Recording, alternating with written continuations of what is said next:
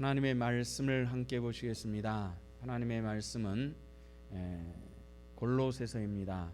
골로새서 2장 16절부터 19절의 말씀을 저와 여러분이 함께 보시도록 합니다. 그러므로 먹고 마시는 것과 절기나 초하루나 안식일 이유로 누구든지 너희를 비판하지 못하게 하라. 아무도 꾸며낸 겸손과 천사 숭배를 이유로 너희를 정죄하지 못하게 하라. 그가 그 본 것에 의지하여 교육신의 생각을 따라 헛되이 과장하고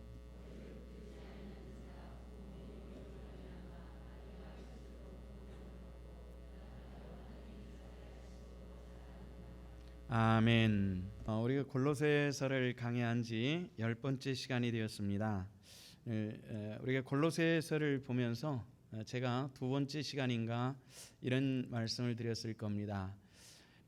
성경을 볼 때 접속사를 잘 이해를 하면은 성경을 이해하기가 굉장히 쉬워집니다. 접속사를 쉽게 이렇게 뛰어넘어가면은 그 성경 전체를 이해하기가 굉장히 어려워지는데요. 오늘 본문도 마찬가지로 16절 말씀에 보니까 그러므로 먹고 마시는 것과 절기나 초하루나 안식일을 이유로 누구든지 너희를 비판하지 못하게 하라. 이런 말씀이 나오면서 이 그러므로라고 하는 앞에 있는 내용과 뒤에 있는 내용을 연결해 주는 그런 단어인 이 그러므로라고 하는 말이 등장을 하죠. 자, 그러므로라고 하는 말은 어떤 내용을 연결을 해 주냐면요. 골로새서 2장 8절에 보면은 이런 얘기가 나오죠. 지난 수요일 저녁에 보았던 그 내용의 가장 머리에 있는 내용인데요. 누군가 철학과 헛된 속임수로 너희를 사로잡을까 주의하라 하는 그 앞쪽 내용과 그 뒤의 내용을 연결해주고 있는 그런 내용입니다. 그래서 우리가 신앙생활할 때 철학과 그리고 초등학문이 우리 신앙을 판단하는 시도에 대해서 주의할 것에 대해서 가르쳐 주신 그런 말씀이죠. 특히 복음이 들어가는 곳에서는 반드시 유대주의가 들어와서 오직 구원은 믿음으로 말미암아 되어지는 것입니다 라는 이런 구원의 복음에 대해서 그 선언에 대해서 언제나 손상을 시키고 그리고 파성케 하는 이런 일들이 종종 있었습니다. 어떤 손상이냐면은 율법입니다. 근데 그 율법이 골로새서 이후 2000년이 지난 지금까지도 이 문제는 교회 안에 계속되고 있고 또 이런 문제가 교회 신앙의 순수성을 파괴하는 역할을 하고 있다는 것입니다. 우리가 이 시대에 이런 영적인 것을 잘 분별하여서 마지막 때까지 믿음으로 넘어지지 아니하며 하나님의 백성으로 온전한 승리할 수 있는 그런 믿음의 권속들 되시기를 주 이름으로 부탁을 드립니다. 이 믿음의 구조를 잘 알지 못하고 또 그리고 철학과 세상의 초등학문을 가지고 신앙을 판단하려고 하는 사람들은 우리가 신앙생활에 있어서 믿음으로 구원받습니다 하는 이런 얘기를 하면은 그렇지만이라는 이런 토를 답니다. 그렇지만이라는 토를 달면서 우리가 믿음으로만 이게 온전해질 수 있는 것이 아니라 또 우리를 온전케 하는 것이 있다는 겁니다. 그것은 뭐냐면은 율법의 행위입니다. 말로 율법이라 말하지 않지만은 사람이 가지고 있는 어떤 행위를 내세우고 공로를 내세우는 그런 경우들이 종종 있습니다. 그들은 언제나 자신들의 어떤 기준이 있고 그리고 경험이 있습니다. 이 기준과 경험에 모든 구원의 그런 그 내용을 맞추고 또 이 체험이나 이 기준 안에 있지 않으면 안 된다라는 이런 강력한 믿음을 가지고 있는 경우들이 종종 있습니다. 그 기준에 맞느냐 틀리느냐 이것이 문제가 아니라 우리 구원은 어디 있냐에는 믿음 안에 있다라는 것을 성경이 지속적으로 우리들에게 가르쳐 주시고 있고요. 골로새 교회 편지하면서 사도 바울의 이런 편지의 의도는 뭐냐면은 구원의 초점입니다. 구원은 무엇으로 되어지는 것이냐 하는 이 질문에 대해서 오직 구원은 믿음으로 말미암아 되어지는 것입니다 하는 이런 대답이 있어야만 합니다. 다시 확인하지만은 우리에게 구원을 얻는 길은 분명히 하나밖에 없습니다. 무엇으로 구원을 받습니까? 믿음으로 말미암아 받는다는 것 여러분들을 알고 계시죠? 또 그것을 믿습니까?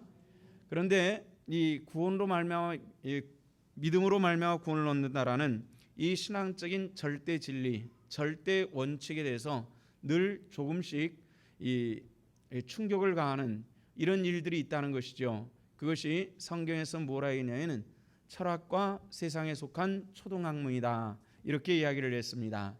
하나님께서 주신 구원을 철학과 세상의 헛된 속임수들이 이것을 파손하려고 노력하는 이런 문제에 대해서 사도 바울은 그러므로 먹고 마시는 것과 절기나 초하는 안식일을 이유로 누구든지 너희를 비판하지 못하게 하라 하면서 또 하나의 문제를 우리들에게 제시를 하고 있습니다. 요즘은 많이 사라진 풍속들이 저희 어린 시절에는 있었던 것이 요즘은 많이 사라진 것들이 있습니다. 대보름이 되면은 부름을 깨트리는 경우들이 있습니다. 저는 어렸을 때 보름날 아침 일찍 일어나 가지고 어머니가 땅콩이나 호두 같은 것을 내놓고 이것을 아드득 씹어 가지고 깨트릴 것을 요구를 했습니다. 눈 비비고 일어나 가지고 무슨 일인지 모르고 하여튼 내미는 이런 호두나 땅콩 같은 걸 하여튼 의지끈 씹었고 그렇게 했는데 나중에 조금 커서 알고 보니까 그게 부름을 깨트림을 통해서 악귀를 내쫓고 몸 안의 질병을 쫓아낸다라는 그런 의식이었던 것입니다. 알지 못하고 내미니까 무조건 깨물고 씹고 했던 그런 기억이 있습니다. 또 그런가 하면 동지에는 동지 팥죽을 먹어야 전염병에 걸리지 않는다. 동지 팥죽을 부지런히 먹었던 그런 경험도 있고요. 또 단오가 되면은 창포물로 머리를 감아야 머리에 부스럼이 생기지 않고 그리고 머리카락이 건강하고 머리가 명석해진다. 그래서 어렸을 때 어디에서 구해오신지 모르지만은 이렇게 창포 몇 가닥 물에 넣어가지고 폭폭 삶아가지고 억지로 머리를 감겨주시던 그런 기억들이 납니다. 젊은 분들에게는 이런 기억들이 없겠지만은 불과 제 나이 때만 해도 이것이 어떤 종교적 미신적인 의식을 가지고 그렇게 한 기억들이 있습니다. 지금서부터 아주 2000년 전 아주 오랜 세월로 돌아간 이 소아시아 지방에 있는 이 골로새 교회 이야기입니다. 이 골로새 교회도 이런 영적인 문제가 굉장히 많이 있었습니다. 성경 속의 민족인 유대인은 더 깊이 어떤 절기나 명절이 되면은 우리처럼 뭐 부름을 깨뜨려 팥죽을 먹는다든지 이것보다도 더 굉장히 깊은 의미를 가지고 이 절기를 지켰습니다. 그 구약에 나타나는 대표적인 절기가 어떤 것이죠? 유월절입니다. 신약 시대까지 이것이 넘어오죠. 그래서 예수 그리스도께서 십자가에 못 박혀 죽으실 때 유월절에 어린 양으로서 십자가에 못 박혀 죽으셨다, 이렇게 얘기를 하는데요. 자, 유월절이라는 것은 출애굽하던 이스라엘 백성들, 기원전 약 1500년 전의 이야기입니다. 이스라엘 백성들이 아주 오랫동안 애굽 땅에 내려가서 그만 거기서 세월이 지나면서 요셉을 따라 내려갔다가 그만 거기에서 노예 민족으로 전락해버리고 말았습니다. 언제부터인지 모르지만은 태어나면서부터 노예로 태어나고 그 노예가 결혼을 하면 또 노예가 태어나기를 이걸 반복하면서 그만 노예 민족이 되어버리고 말았습니다. 근데 하나님께서 이스라엘 백성들의 신원소리를 들으시고 그들을 구원하시기 위해서 유월절이라는 사건이 일어나죠. 여러분들 아실 겁니다. 10가지 재앙을 바로에게 제안을 합니다. 근데 이 9가지 재앙이 있을 때까지 바로는 꿈쩍하지 않고 이스라엘 백성들을 자유케 하지를 않았습니다. 마지막 10가지 재앙이 무엇이었죠? 10번째 재앙은 문설주에 어린 양의 피를 바르는 그 집에는 하나님의 재앙이 넘어가지 않겠다라는 이런 약속이었습니다. 모세의 명령을 받은 이스라엘 백성들은 양을 잡아서 문설주에 피를 바르고 그 안에 들어가서 유월절 음식을 먹습니다. 유월절이라는 것은 뛰어넘는다라는 그런 뜻을 가지고 있죠. 유월절 절기가 그렇게 해서 만들어지는 겁니다. 근데 문설주에 피를 바른 유대인의 집에는 아무런 사고가 나질 않았는데 문설주에 피를 바르지 않은 다른 이민족과 애굽 족속들에게는 그 집에 커다란 곡소리가 나기 시작했는데 그 안에는 모든 장자들이 죽어 넘어지더라는 것입니다. 여기에 애굽 왕이 손을 들어버리고 맙니다. 그래서 그때 그 일을 통해 가지고 너희들이 원하는 대로 나가라. 그래 가지고 애굽 땅을 떠나서 홍해를 건너서 출애굽하는 이런 과정을 겪죠. 바로 그것이 유월절인데 이 유월절의 핵심적인 데는 무엇이었냐면은 어린 양의 피가 있었습니다. 어린 양의 피가 문설주에 발려진 집은 하나님의 재앙이 그 집에 들어가지 않지만은 피를 바르지 않는 집에는 재앙이 들어갈 것이다라는 그런 말씀처럼 이 유월절 피, 어린 양의 피는 구원을 상징하는, 죽음을 막아주는 구원을 상징하는 하나님의 이스라엘 백성들은 축복의 피였습니다. 이 피가 없는 사람들은 죽었지만은 피가 있는 사람들은 살게 하시는 하나님의 축복이었던 것입니다. 그런데 이 유월절은 성경에서 말하기를 그림자라 이렇게 얘기합니다. 그림자라고 하는 것은 무엇입니까? 본체가 있을 때에 그림자는 생겨나는 것입니다. 아무것도 없는 것은 그림자가 없습니다. 무엇인가 본체가 있을 때 그림자가 나타나는 것인데, 이런 모든 절기들은 그림자다 이렇게 얘기를 하는 것입니다. 구약 속에 나타나는 모든 절기들은 장차 나타날 일들에 대한 그림자라는 것이죠. 그 대표적인 것이 유월절이고, 유월절의 어린 양은 예수 그리스도라는 것이고, 그래서 실체는 누구냐면은 예수 그리스도라는 것이고, 그림자인 유월절은 다만 장차 나타날 예수 그리스도를 상징하는 그런 사건이었을 뿐입니다. 실체가 아닌, 사람들은 실체가 아닌 그림자를 보면서 마음을 빼앗기는 일들이 종종 있습니다. 지금도 이스라엘 백성들은 유월절 절기를 지키고 있습니다. 왜냐하면 그들에게는 아직 실체가 나타나지 못하고 그림자를 붙들고 있는 것입니다. 그러나 하나님께서는 저와 여러분들을 사랑하셔서 그림자가 아닌 실체를 붙들게 하시고 그 실체를 믿게 하시고 우리를 구원으로 인도하시는 하나님의 놀라운 축복을 허락하여 주신 줄로 믿습니다. 이것이 하나님의 구원이며 축복입니다. 그런데 수많은 사람들이 이 실체가 아닌 그림자를 보면서 마음을 빼앗기는 것이 과연 옳은 일이냐, 이런 질문을 오늘 본문에서 해주시는 것입니다. 해마다 부활절이 앞에 있는 그 약 50일 동안의 그 기간을 우리는 사순절이라는 이런 명칭을 가지고 지키는 경우들이 많습니다. 그래서 6월절 앞에 한 달, 두 달 정도의 그 어간에는 우리 성도들이 저에게 해마다 한두 번 정도는 질문하는 것이 있습니다. 목사님, 우리 교회는 사순절을 안 지키십니까? 이렇게 질문을 합니다. 제가 사순절을 모른다고 생각하는 것 같아가지고, 목사님 요즘 사순절인데요 이렇게 얘기를 합니다. 제가 사순절을 참 잘 알고 있습니다. 언제부터 어떻게 어떤 기간에 어떤 날을 빼고 어떤 날은 붙여가지고 사순절이라는 기간이 해마다 이게 조금씩 변동이 있어요. 그 기간을 정확하게 알고 있습니다. 사순절의 색깔도 잘 알고 있습니다. 어떻게 지켜야 되는지 잘 알고 있지만은 우리는 그렇게 지키지는 않습니다. 왜 우리는 사순절 지키지 않습니다. 그러면 왜요라고 이렇게 질문을 합니다. 구구절절히 다 설명할 수 없습니다만은 또 이런 경우들도 있습니다. 우리 교회는 맥주절을 지키지 않나요? 이런 얘기입니다. 보르추수절기입니다. 우리 교회는 맥주절 지키지 않습니다. 아마 우리 교회 성도들은 맥주절이 언제인지도 아마 잘 모르고 계실지도 모르겠습니다. 지키지 않기 때문에. 이 맥주절이라든지 구약에 있는 이런 절기가 우리에게 나타나는 것은 무엇을 얘기하느냐면은 장차 나타날 실체에 대한 그림자를 보여주는 것이기 때문에 맥주를 지키지 않습니다. 왜요라고 질문을 합니다. 이것은 우리가 지킬 필요가 없는 절기가 되어버렸기 때문에, 우리가 지식적으로 알고 의미적으로는 알고 있지만은 오늘날 우리들에게 실제로 지킬 이유가 없는 그런 절기가 됐기 때문에 지키지 않습니다. 이렇게 얘기를 합니다. 우리 교회는 간단하게 몇 가지 절기를 지키고 있습니다. 그 절기는 무엇입니까? 부활절, 성탄절, 이런 절기를 지킵니다. 이건 왜 지키는 것입니까? 그것은 실체가 되신 예수 그리스도에 대한 직접적인 관계가 있는 그런 절기이기 때문에 그날을 우리는 기념하며 지키고 있는 그런 것입니다.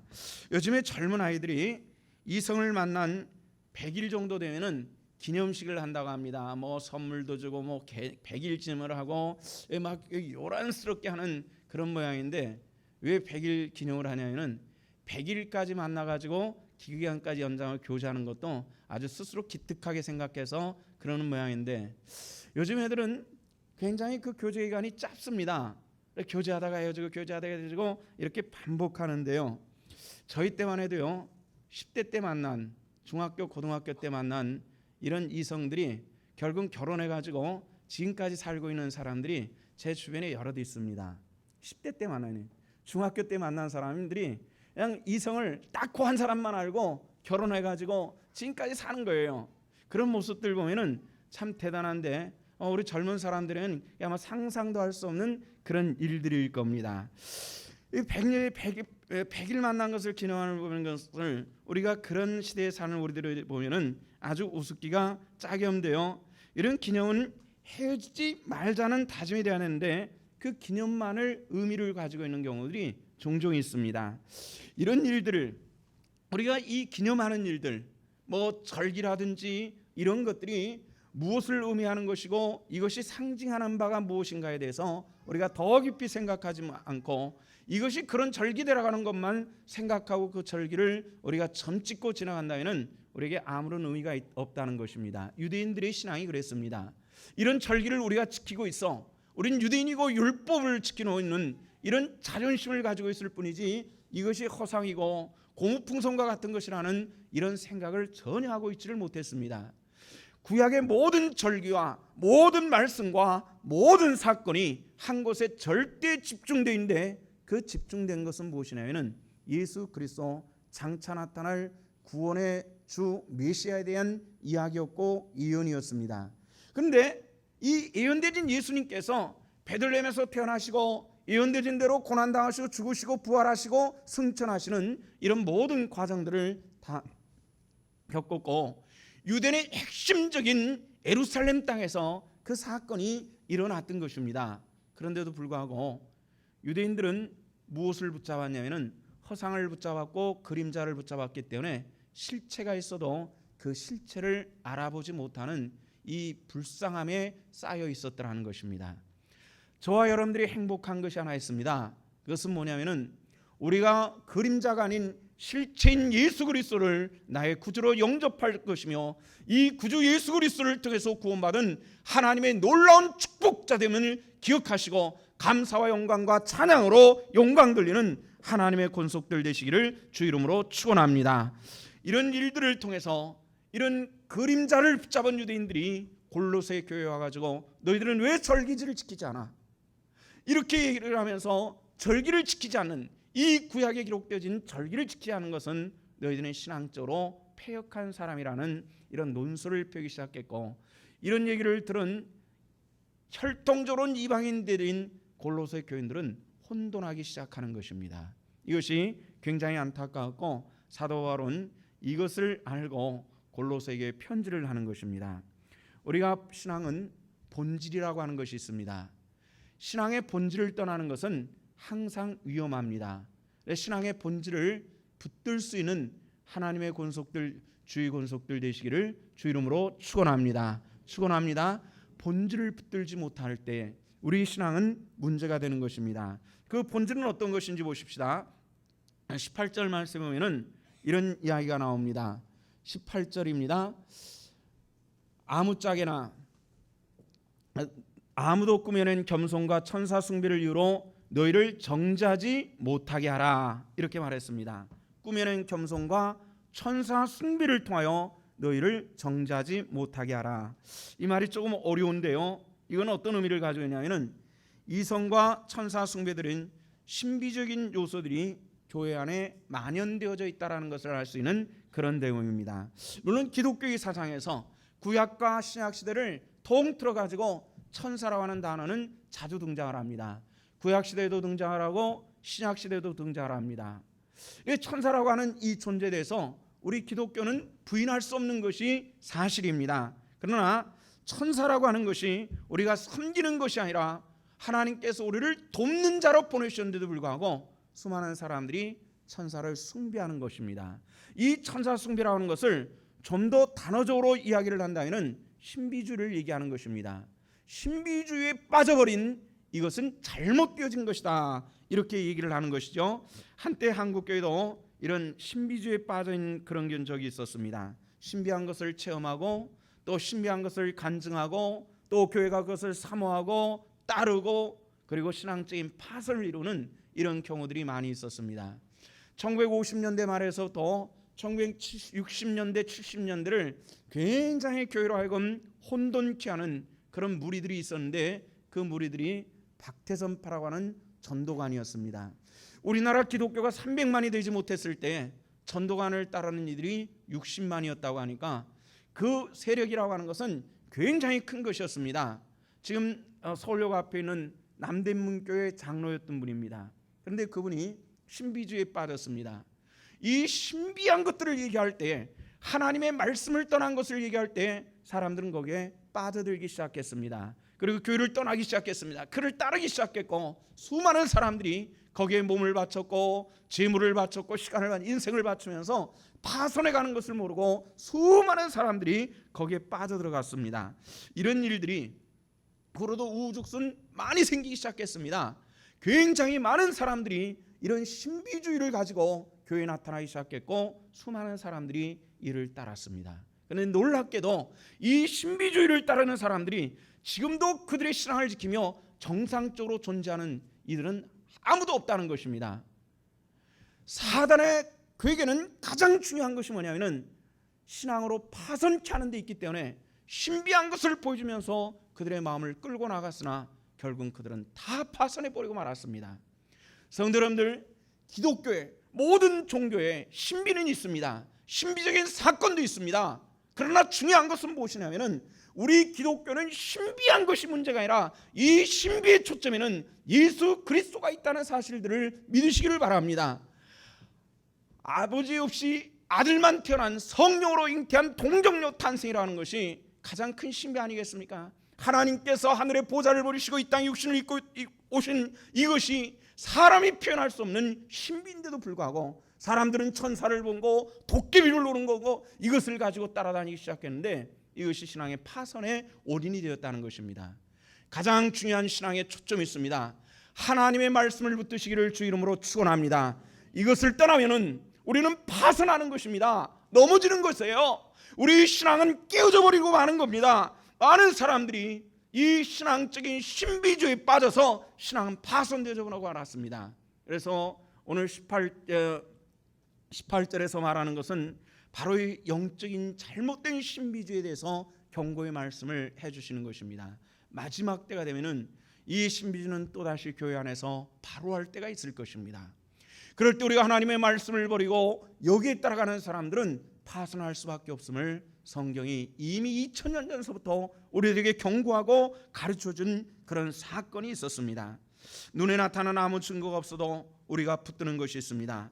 그리스도의 나라고 예수 그리스도의 거룩한 십자가를 붙드는 그 사람만이 하나님의 나라를 바라볼 수 있고 그 나라에 들어간다는 사실들을 믿으시며 오직 예수 그리스도의 고난의 십자가와 예수 그리스도의 이름을 붙드는 하나님의 권속들 되시기를 주 이름으로 부탁을 드립니다. 히브리서 11장 1절은 뭐라 말합니까? 믿음은 바라는 것들의 실상이요 보이지 못하는 것들의 증거다, 이렇게 얘기를 했습니다. 히브리서 11장에는 성경의 장 이름이 있죠. 믿음의 장입니다. 믿음은 뭐냐? 믿음은 바라는 것들이 실상이요 보지 못하는 것들의 증거입니다. 이것이 우리 내에 보이지 않다 할지라도 예수 그리스도의 거룩한 십자가의 역사를 붙드는 사람만이 구원의 백성이 되는 것이다, 이런 이야기입니다. 본문에 18절 하의 말씀과 19절 상의 말씀을 유의 있게 살펴보는 이런 얘기가 나옵니다. 제가 읽어드릴게요.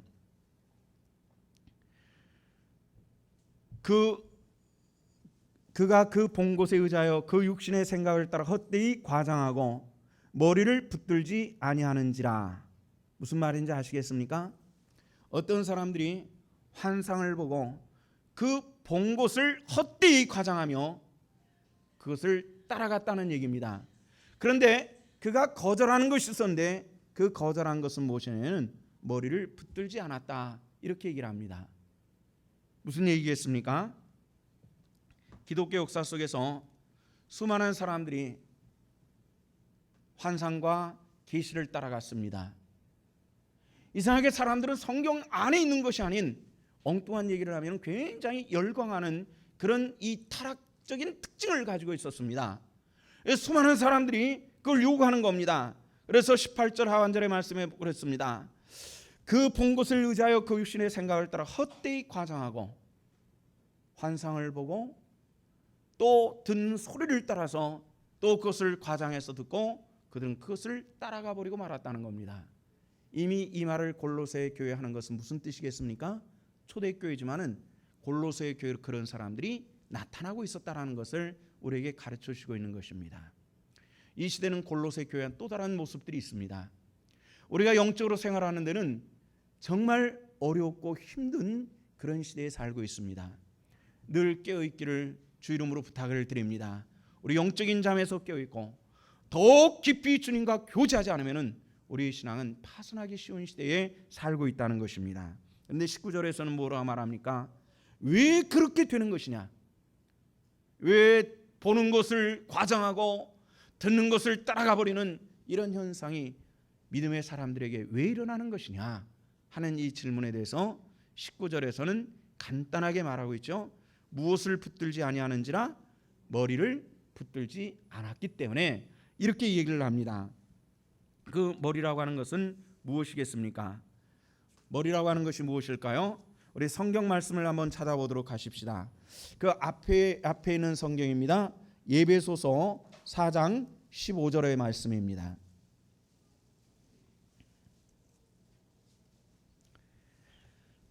우리 찾으셨으면은 다 같이 에베소 4장 15절을 읽습니다. 다 같이 시작.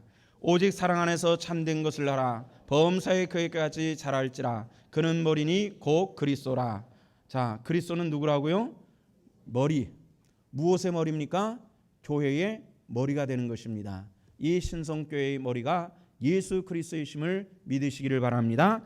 자, 그러면은 교회는 무엇일까요? 에베소서 1장 23절 말씀입니다. 22절과 23절을 합쳐서 읽도록 하십시다. 다 같이 시작. 또 만물을 그의 발 아래 복종하게 하시고 그를 만물의 교회의 머리로 삼으셨느니라. 교회는 그의 몸이니 만물 안에서 만물을 충만하게 하시는 이의 충만함이니라. 아멘. 교회는 예수 그리스도의 몸입니다. 머리는 교회의 예수 그리스도는 교회의 머리가 된다는 이런 말씀이죠. 그런데 교회가 반드시 붙들어야만 생명력 있는 것이 있습니다. 성도 여러분들, 우리가 신앙생활할 때 무엇을 붙든다 할지라도 이것을 놓치면 우리 신앙생활은 파손하는 것이 있습니다. 무엇을 붙들어요? 우리 한번 따라합시다. 머리를 붙들자. 머리는 그리스도다. 그리스도를 붙들자. 붙든다는 것은 무엇입니까? 그를 믿으며 그의 말씀에 따르는 것이 붙든다는 것입니다. 예수 그리스도의 말씀을 따를 수 있기를 주 이름으로 축원합니다. 머리를 붙들지 않았다는 것은 무엇을 의미하는 것입니까? 의미하는 것은 주님의 뜻을 따르지 않았다는 것입니다.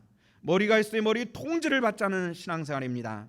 그런 신앙생활을 성경에서는 죽은 신앙이라 이렇게 표현을 하고 있습니다. 온몸이 교회라고 말합니다. 오늘 본문의 말미에서 몸인 교회가 힘을 얻는 것은 무엇으로 말미암나 하는 것을 얘기를 했는데 머리로 말미암아 이렇게 말했습니다. 19절 19절 말씀을 다시 한번 읽어보도록 합니다. 다 같이 시작. 머리를 붙들지 않은지라 온몸이 머리로 말미암아 마디와 힘줄로 공급함을 받고 연합하여 하나님이 자라게 하심으로 자라느니라. 아멘. 교회가 자라는 것은 무엇으로 자란다고요? 하나님이 자라게 하심으로 자란다 이렇게 말씀을 했습니다. 여긴 김 목사가 자라게 하는 것도 아닙니다. 성도들 가운데서는 내가 이렇게 하면 교회를 성장시킬 수 있을 것이라 하는 자부심 있는 이들도 때로 있습니다마는 교회는 주님이 자라게 하시는 것입니다. 주님께서 자라게 하시는데 무엇으로 말미암았습니까? 그 온몸이 무엇으로 말미암아요? 머리로 말미암아. 머리는 누구로 말미암아? 그리스도로 말미암아. 그를 붙들되 하나님께서 교회를 자라게 하시는, 자란다는 것은 위적인 성장뿐만 아니라 신앙인이 내적 성장하고 성숙해지는 과정을 이야기를 하는 것입니다. 성숙해지시기를 원하십니까? 신앙이 자라기를 원하십니까? 예수 그리스도를 붙드시기를 주 이름으로 축원합니다. 여기 우리 신앙에 초점이 있습니다. 이것을 떠나 우리는 파산하는 것입니다. 넘어지는 것입니다. 진정 예수 그리스도는 교회의 머리요, 우리는 그의 몸 된 것으로 몸이 머리를 읽을 때 생명을 잃는 것처럼 우리가 머리를 읽지 말아야 되는데 예수 그리스도를 붙잡으시고 이 세상의 어떤 그림자인 절기나 우리가 자랑했던 허상을 붙드는 것이 아니라 그리스도의 말씀과 예수 그리스도의 피를 붙드시고 마지막까지 승리해 나갈 수 있는 하나님의 권속들 다 되시기를 주 이름으로 축원합니다. 기도하시겠습니다. 하나님 은혜를 감사합니다. 오늘 골로새 말씀을 함께 보았습니다. 우리에게 깨우침과 지혜를 주신 주님, 우리가 이 세상에 살면서 왜 영적인 생명력을 잃어가고 파리해져 가는지 우리 스스로 알게 하여 주시옵소서. 예수 그리스도를 붙들지 못하고 내 자존심만 붙들지 않았는지 하나님 내 자신을 바라보게 하여 주옵소서. 내 자신의 재능을 붙들지 않았는지 바라보게 해 주시옵소서. 과연 주님을 붙들게 하시고 주님께서 교회를 자라게 하시는, 또 내 신앙을 자라게 하시는 그 신비를 체험하게 하여 주시옵소서. 감사를 드립니다. 하나님 영광을 받으시옵소서. 예수 그리스도 이름 받들어 기도하옵나이다. 아멘.